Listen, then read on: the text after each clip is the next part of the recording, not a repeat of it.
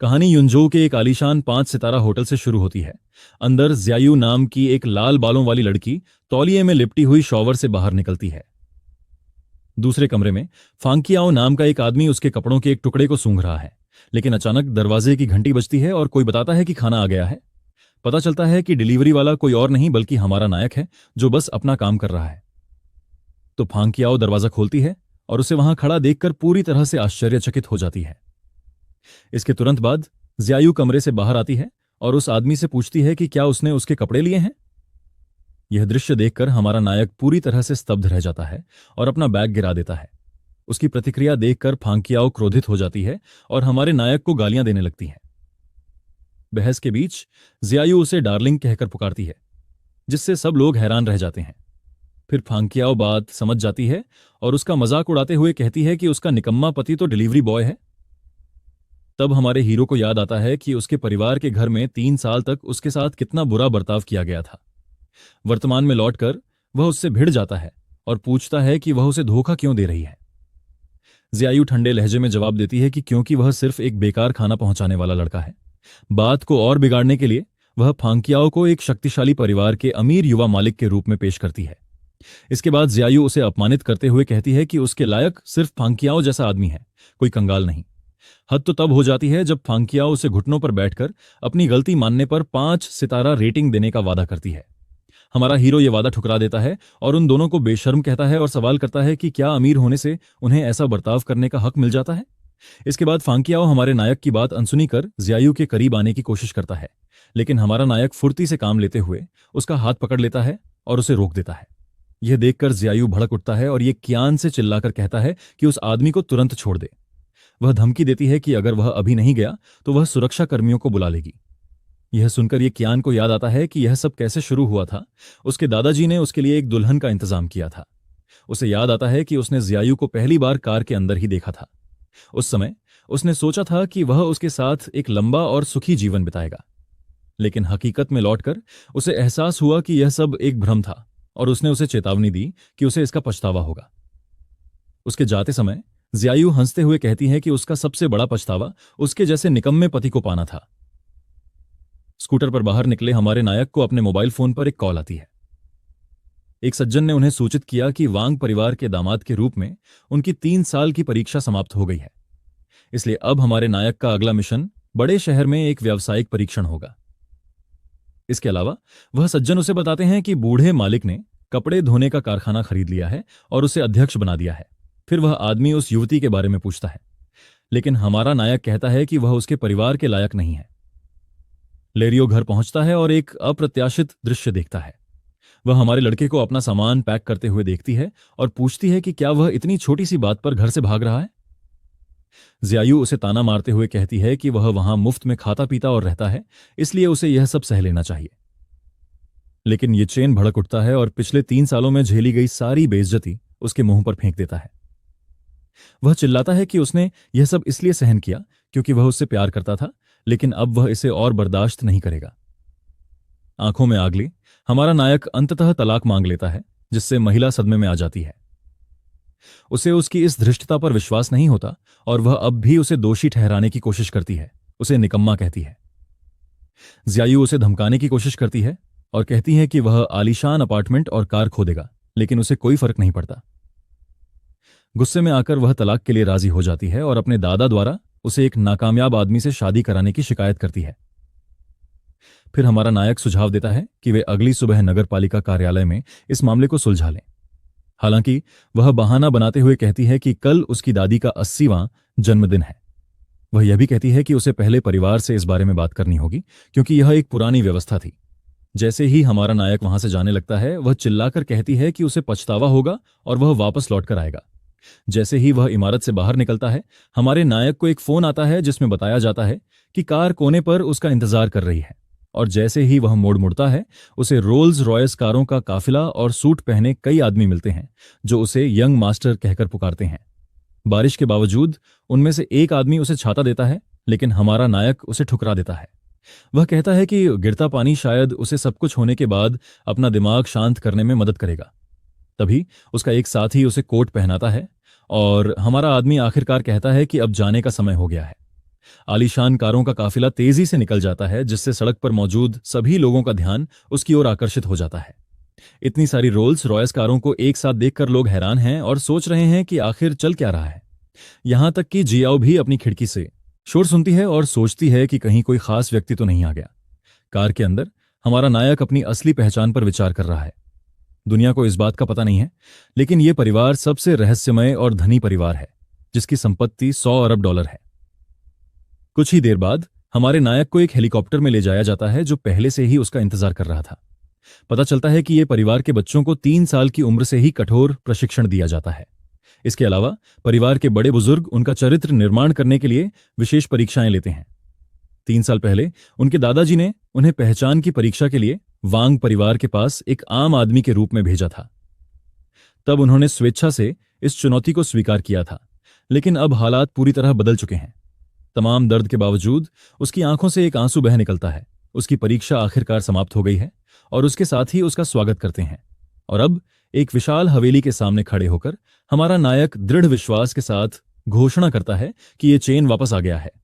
इसी बीच अगले दिन सुबह 10 बजे वांग परिवार शिशान विला क्षेत्र में एक पार्टी के लिए इकट्ठा होता है। वहां जिया याओ की दादी, वांग परिवार की मुखिया, हमारे लड़के की अनुपस्थिति को देखती हैं और उसे निकम्मा कहती हैं। जिया याओ शर्मिंदा हो जाता है और झूठ बोलता है कि वह शायद काम पर गया होगा ताकि किसी को शक न हो। लेकिन उसकी चचेरी बहनें वांग युआनयुआन और वांग शियाओजी डिलीवरी बॉय के रूप में उसके काम को लेकर उसका मजाक उड़ाना शुरू कर देती हैं। मजाक सुनकर दादी गुस्से से भड़क उठती हैं और तुरंत हमारे नायक को बुलाने की मांग करती हैं। कहती हैं कि उसमें तमीज नहीं है। कोई चारा ना देखकर जिया याओ सबको बताने का फैसला करता है कि वे असल में तलाक ले रहे हैं। बुढ़िया चौंक जाती है और चिल्लाकर पूछती है कि उन्हें इसकी इजाजत किसने दी, जबकि शादी तो तयशुदा थी। जिया याओ रोने लगती है और अपनी जान बचाने के लिए झूठ बोलती है कि ये चेन उसे धोखा दे रहा है। दादी माँ उसकी बातों में आ जाती हैं और गुस्से से भर जाती हैं और अपने नायक को अपनी पोती के साथ विश्वासघात करने के लिए जानवर कहती हैं। चचेरे भाइयों में से एक जिया याओ के कान में फुसफुसाता है कि इसमें कोई हैरानी की बात नहीं है कि वह किसी और को ढूंढेगा, क्योंकि उसने तो उसे कभी छुआ तक नहीं था। फिर भी बुढ़िया को कोई फर्क नहीं पड़ता और वह इस बात पर अड़ी रहती है कि उसे ऐसा करने का कोई अधिकार नहीं था। वह उन्हें तुरंत उसे बुलाने का आदेश देती है ताकि वह परिवार को न्याय दिला सके। आज्ञाकारी होकर जिया याओ अपना फोन निकालती है और दूसरी तरफ से हमारा नायक जवाब देता है। जिया याओ उसे बताती है कि उसकी दादी उससे मिलना चाहती हैं, लेकिन हमारा हीरो जाने से इनकार कर देता है। फिर वह फोन काट देता है, जिससे जिया याओ उसकी इस गुस्ताखी पर बेहद गुस्सा हो जाती है। वह बुढ़िया को बताती है कि वह नहीं आ रहा है और दादी उसकी बदतमीजी से और भी ज्यादा चिढ़ जाती हैं। इसलिए दादी अपने चचेरे भाई शियाओजी को उसे जबरदस्ती लाने के लिए कहती हैं और शियाओजी को उसे पीटने का विचार बहुत पसंद आता है। जब चचेरा भाई आत्मविश्वास से चला जाता है तो वांग परिवार यह देखने के लिए इंतजार करता है कि आगे क्या होता है। फिर वह बुजुर्ग महिला इस मौके का फायदा उठाकर सबको एक महत्वपूर्ण घोषणा करती है। वह बताती है कि कल ही हुआ किंग ग्रुप के एक नए रहस्यमय चेयरमैन ने पदभार संभाला है और चूंकि वांग परिवार का $70 मिलियन का अनुबंध दांव पर लगा है, इसलिए उन्हें नए बॉस को खुश करना होगा। इसी बीच हमारे हीरो के आदमियों में से एक उससे पूछता है कि वह अभी भी डिलीवरी की वर्दी क्यों पहने हुए है। हमारा हीरो बताता है कि आज उसके कॉन्ट्रैक्ट का आखिरी दिन है और उसे अपना अधूरा काम पूरा करना है, क्योंकि अभी अपनी पहचान जाहिर करने का समय नहीं आया है और दुश्मनों पर छुपकर नजर रखना ही बेहतर है। उसी समय शियाओजी हमारे हीरो को फोन करती है और पूछती है कि वह कहां है ताकि वे बात कर सकें। फिर हमारा हीरो उसे बताता है कि वह एल्वयुआन आवासीय समुदाय में एक डिलीवरी करने जा रहा है। शियाओजी एक शरारती मुस्कान देता है और उसे वहीं रुकने के लिए कहता है, क्योंकि वह रास्ते में है। इसके तुरंत बाद चचेरा भाई हमारे हीरो को कुचलने के स्पष्ट इरादे से अपनी कार की रफ्तार बढ़ा देता है। शियाओजी हमारे हीरो से गाड़ी में बैठने को कहती है क्योंकि दादी उससे मिलना चाहती हैं, लेकिन हमारा हीरो उसे चेतावनी देता है कि तलाक को कोई नहीं रोक सकता। चचेरी बहन गुस्से में आ जाती है और कहती है कि दादी परिवार के हिसाब से न्याय करना चाहती हैं। वह उस पर धोखाधड़ी का आरोप लगाता है और कहता है कि इसीलिए उसे सबक सिखाया जाना चाहिए। फिर हमारा नायक अपना हेलमेट उतारता है और पूछता है कि क्या जिया याओ ने ही ऐसा कहा था। पुष्टि सुनकर वह अपनी भावनाओं को रोक नहीं पाता।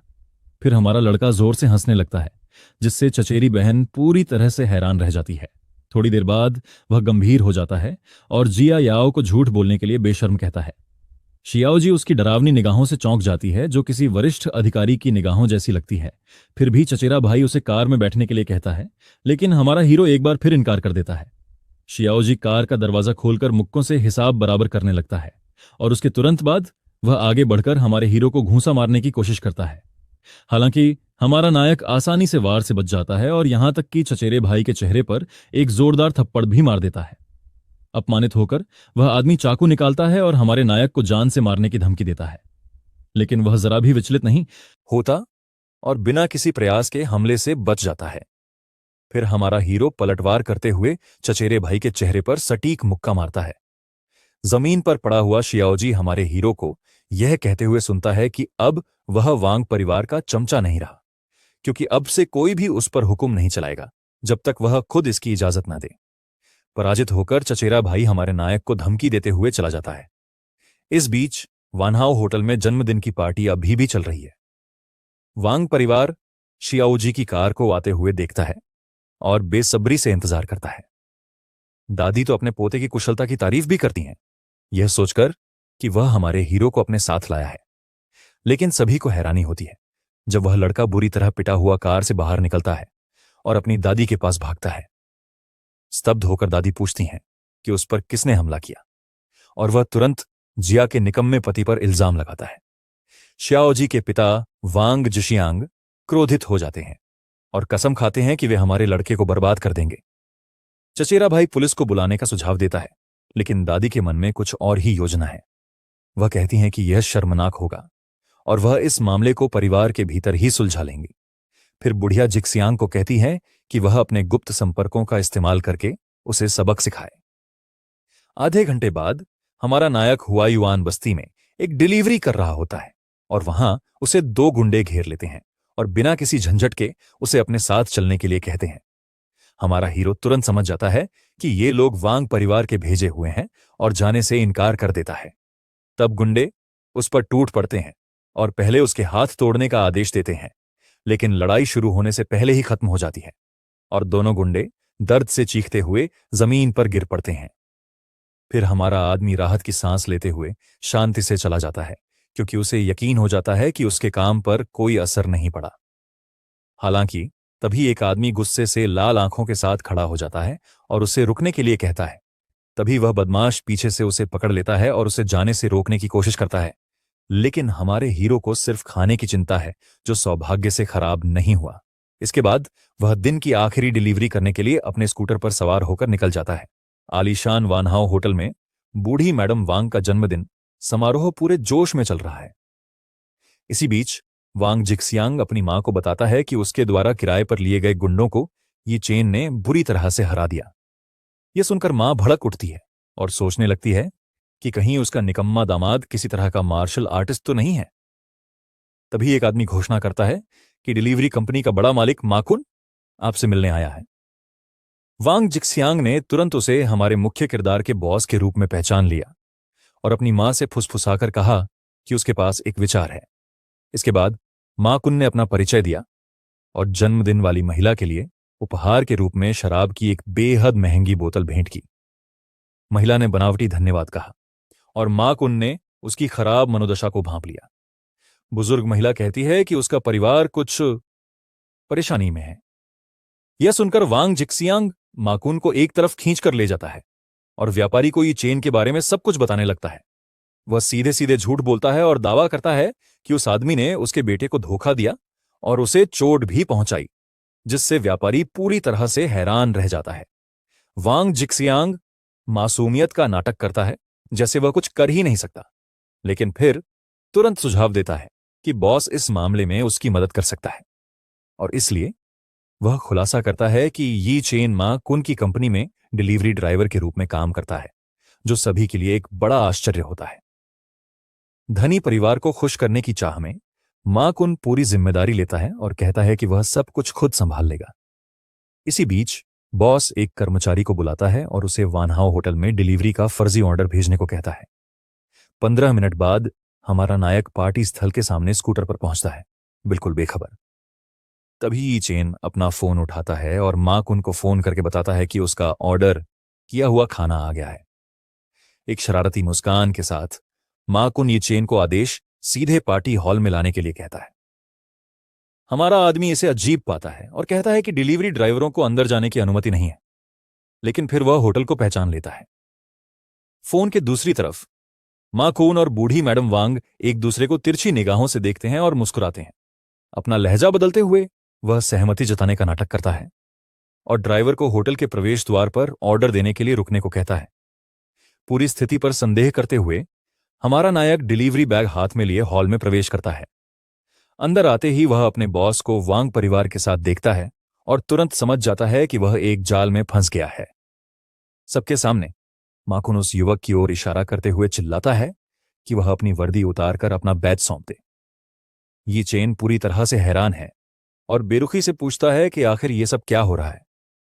वांग शियाओजी अचानक सामने आकर उसे अपने ही बॉस मा कुन को न पहचानने के लिए मूर्ख कहता है। मा कुन व्यंग्य भरी मुस्कान के साथ कहता है कि अगर उसे यकीन नहीं होता तो वह उसे नौकरी देने वाले मैनेजर से फोन करवा देगा।